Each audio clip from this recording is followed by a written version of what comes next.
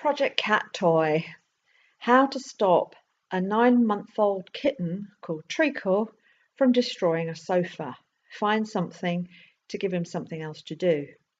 So, big guns got brought in, Stevie Mouse and Barnet Boy putting together a cat toy to keep the little monster happy. Stevie's still interested, but more interested in the box, and Spuds got involved, looking worried. Now the boys are really interested because they think it's something for them. How wonderful. Put it in another room to keep it safe, but there's something missing. Where is the cat?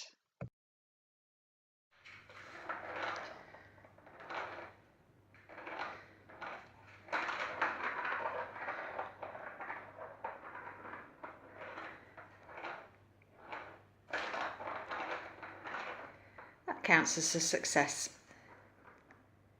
Like it, Treacle?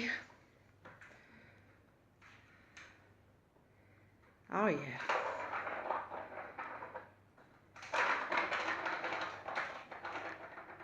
As long as he's not doing that all night while we're trying to sleep, we'll be fine. Whoop. I'll leave you to that then, Treacle. Job done. Now we just need to see how long he plays with it for. Thanks for watching.